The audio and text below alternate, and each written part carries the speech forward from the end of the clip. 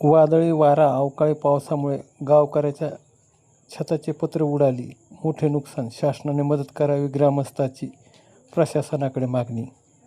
मठ-जळगाव तांडा number 2 येथील घटना. जालन्याच्या अंबड तालुक्यातील मौजे मठ-जळगाव ग्रुप ग्रामपंचायत अंतर्गत असलेल्या मठ-जळगाव तांडा नंबर 2 येथे 5 जून रोजी सायंकाळी 6:30 ते 7 वाजेच्या सुमारास प्रचंड मोठ्या प्रमाणात वारे वावदानाला सुरुवात होऊन मोठ्या प्रमाणात अवकाळी पाऊस बरसला, गारा पडल्या. यामुळे मठ-जळगाव ग्रामपंचायत अंतर्गत असलेल्या मठ-जळगाव तांडा नंबर 2 येथे मोठ्या प्रमाणात वादळी वाऱ्याने घराच्या छतावरील पत्रे उडून आजूबाजूला पडली. घरातील संसारोपयोगी साहित्य मोठ्या प्रमाणात नुकसान झाले. याची आज ग्रामविकास अधिकारी अर्थात ग्रामसेवक बकालसाहेब यांनी घटनास्थळावर भेट देऊन घटनास्थळ पंचनामा केला. जवळपास 15पेक्षा जास्त घराच्या छतावरील पत्रे उडून गेली असल्याची माहिती त्यांनी दिली. या अवकाळी गारपीट वावदानाने गावकऱ्याच्या मोठ्या प्रमाणात घराचे आणि संसारोपयोगी साहित्याचे नुकसान झाले. यावेळी मठ-जळगाव येथील ग्रामपंचायतचे अधिकारी पदाधिकारी उपस्थित होते. यावेळी नुकसान झालेल्या महिला पुरुषांशी माध्यमाशी संवाद साधला असता ते म्हणाले. आता काल संध्याकाळी 7 वाजता हे चक्रीवादळाचा प्रकार होता. त्याच्यामध्ये पाऊस पण होता. त्यात थोड्याफार गारी होत्या. जवळपास 14 ते 15 लोकांच्या घरावरले पत्र संपूर्ण उडून गेले. त्याचे जीवनवस्तूचे पूर्ण नासधूस झालेली. त्यांचे टीव्ही मोबाईल सेट फुटलेले. हे कसे त्याचे प्राण वाचले. म्हणजे कशामुळे वाचले, जे पोट भीती असते माळा टाकलेल्या त्याच्या खाली बसले ते काही लोक, आणि काही लोकांना मुक्का मार लागला, परंतु जीवितहानी झालेली नाही. हेच खूप मोठं आनंदाची गोष्ट आहे. आणि आता याच्यावर झालेले घराचे नुकसान आहे सगळं पंचनामा करून आम्ही शासनात दाखल करणार आहे. आपलं नाव काय सर? मी ग्रामसेवक अधिकारी ग्रामपंचायत कार्यालय मठ-जळगाव, ताराचंद पुंजाराम बकाल. दादा मला एक सांगा, हे तुमच्या घराचे पत्र पडलेत, हे नेमके कशामुळे पडलं, काय झालं? पावसानं पडले, वाऱ्या वादळानं पडले का अजून आल्यामुळं पडलं पाऊस तसं होतं. तुमचं काय नाव आहे? रघुनाथ भीमाराव. अच्छा, कोणता तांडा आहे हा? मठ-जळगाव. मठ-जळगाव तांडा का? किती तांडा नंबर 1 का 2? 2. अच्छा, तर काही कोणाला मार वगैरे काही लागलाय का? मार वगैरे लागलं नाही, पण आम्ही बार वाचलेलो आहे. असं आहे, बार वाचलेली. बार वाचलो म्हणजे घरामध्ये ते आमच्या आजूबाजूला लई सगळं काही झालेलं आहे. म्हणजे नुकसान झालं मोठ्या प्रमाणात. हो. अच्छा, जीव वाचला, भगवंताचे आभार. एवढं चांगलं म्हणजे भगवंताचे आभार. वाचायचं काही संभव नव्हता आमचं, असं आहे का? पण आम्ही वाचलो. म्हणजे चक्रीवादळ होतं. घटनेबद्दल तुम्ही काय सांगा? काल संध्याकाळी 6:30-7च्या दरम्यान तुफान वारा, चक्रीवादळ, पाऊस, गारा याच्यामध्ये अतोनात तांडा वस्तीचे अतोनात नुकसान झाले. 14-15 लोकांच्या घरावरचे पत्र उडाले. जेवणास वस्तू ज्या असतील त्याची नासधूस झाली पाण्याने. त्यात त्यांचे कपाट, फ्रीज, टी व्ही, मोबाईल याच्या अतोनात दगडपूर नुकसान झालेलं आहे.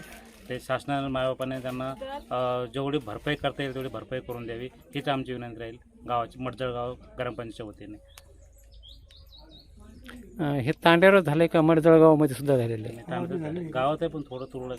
अच्छा, तुरळक, पण इथं जास्त नुकसान म्हणजे नुकसान सगळीकडेच आहे, पण इथं अति नुकसान आहे. अच्छा, तुमचं नाव काय? माझा अंकुश मारुती निकाळजे.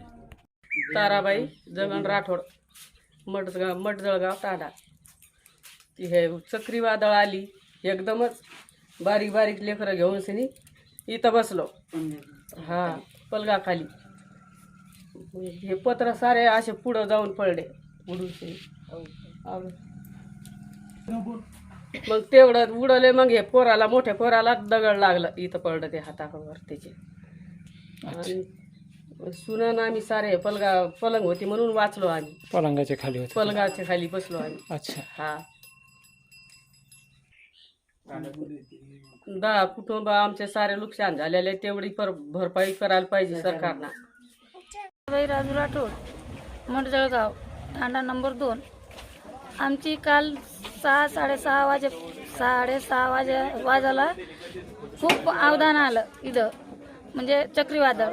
त्यात आम्ही घरात थांबेलो होतो, तर आम्हाला असं काहीच नाही सुधारलं की आम्ही खूप गरिबीमधून निघाले, की आम्ही मजुरी करतो, तोडी करतो, म्हणजे कष्टावर आम्ही घरदार केलेले. समजा की आमची खूप अशी म्हणजे हे झालेले की लई नुकसान झाली आमची. आम्हाला खायला धान्य पण नाही राहिलं, काही नाही राहिलं, सगळं भिजलं, सगळं उडून गेले आमचे पत्र वगैरे सगळं. लहान लहान छोटे छोटे बाळ घेऊन आम्ही दारात थांबेल होतो. आमचे डोळे एकदम झाकले पत्र कावधान पाहूनसनी. आमचे खूप नुकसान झाली. तर आमची एवढी नुकसान भरपावती करायला पाहिजे. चक्रीवादळात पत्र उडाले. आमच्या शेजारची सुनबाई घरात होती. मग पत्र उडले तर मग कसं असं बळच त्याला वाचिला. आम्ही काहीतरी झाकून झोकून सगळी बाहेर काढलं त्याला. किती वाजता पत्र उडाले? काल 7 वाजता. 7 वाजता का? बरं बरं. काही कोणाला मार वगैरे काही लागला? मार वगैरे नाही. आम्ही लई बळच बाहेर निघलो सर. आम्ही लई अवघड चालतं आमचं. तुमचं नाव काय ताई? ताराबाई भगवान राठोड. ताराबाई भगवान राठोड. किती तुमच्या कुटुंबात किती व्यक्ती? कुटुंबात आमचे 2 मुलं, एक सुनबाई आलेली. असे म्हणजे 5-6 जण आहेत. एकंदर 5-6 जणांचा परिवार आहे. हा. त्यावेळेस वावदळ ते आलं, त्यावेळेस वाटू आली, त्यावेळेस किती जण घरात होते? 5-6 होतो आम्ही. सारखेच होते. पण त्याला बळच असं पत्र वडायला लागलं. मग ते असं झाकीलं त्याला आम्ही मरणाचं. ते मग तुम्ही प्रयत्न केला परंतु नाईलाज. हातात काही राहिलं नव्हतं. हा. मग तुमचं काय प्रशासनाला काय म्हणणं आहे? आमचं आम्हाला काहीतरी मदत करावं. आमचं एवढं नुकसान झाले त्याची काहीतरी आम्हाला भेटावं. आणि काय उपयोग नाही. आमचं गरीब लोक आहे. आमचं काम कष्ट करून खाणार लोक आहे. आमचं काही एवढं श्रीमंत नाही. अजून पोरं आता लहानशे मोठं जावं राहिले. गरीब परिस्थिती आहे आमची. हो सर, काल 6-6:30 वाजता म्हणजे मरणाची वाहतूड आणि चक्रीवादळ, त्यात पाऊस, त्यात इजा आणि पुन्हा गाडी सुद्धा होत्या. गाडी सुद्धा होते? आम्ही बाल वाचलेले याच्यात. अच्छा. कुटुंब परिवार. अच्छा. तांड्यावरची एकंदरीत किती लोकांच्या घराची पत्र उडाली? तांड्यावरची एकूण म्हणजे असे 6-7-8 लोकांचे उडलेले असं आणि वाचलेले सुद्धा. अच्छा. मला एक सांगा, काही कोणाला मार वगैरे काही मा वगैरे कोणाला काय नाही, पण असे आणि थोडा विनोदला लागलेले.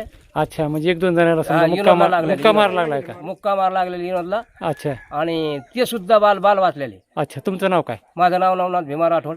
बरं. तुम्ही तांडा नंबर 2. तांडा नंबर 2, मडजळगाव तांडा नंबर 2. हो. मग काय तुमचं काय म्हणणं आहे? शासनाला काय मागणी? शासनाला म्हणजे मायबाप शासन आमचं मायबाप व्हावं आणि आमचे जे आहे तर काही भरपावती करा. आम्ही पहिले तर गरीब आहे. अच्छा. आणि गरिबीतून असं होऊन आणि आमची नुकसान म्हणजे निसर्गामुळे झाली. काय हटकून नाही झालं ते, पण असं आता नुकसान भरपाई मिळावी तुमची एवढी मागणी? भरपाई एवढी जर दिली मायबाप सरकार व्हावा, सरकार एवढी आम्हाला भरपाई करून द्या.